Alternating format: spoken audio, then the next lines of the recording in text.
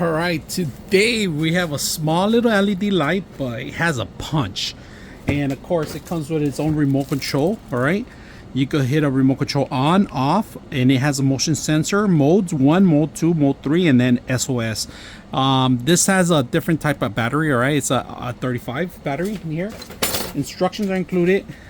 This system bends and folds like this, if you guys can see it.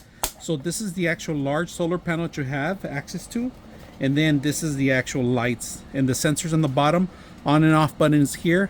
When you're setting it up, make sure it's facing up this way, and it's very sturdy, because if you face it the other way, it's gonna bend down, right? You don't want that. Make sure it's facing up, right?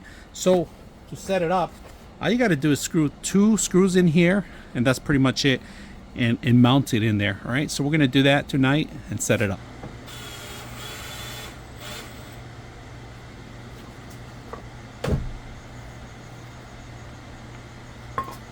So if you guys can see, I have the light up there. I'm gonna show you guys a little bit more of what I'm gonna be filming. So I do have one light in the back, and it's a security light for a camera. I'm gonna go underneath the thing so you guys can see, because this has motion sensor. I haven't turned it on yet, but I'm gonna go back in there and show you the different modes and everything else.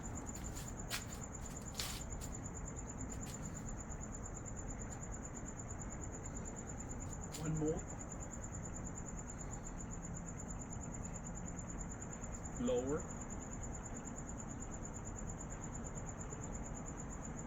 It lowers down, and then when you move,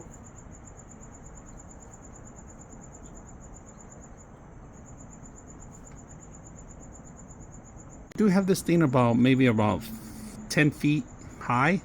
You guys can see that, and it does have a motion sensor. See that? Let me walk towards it so you guys can see it. There it is, just turned on right now.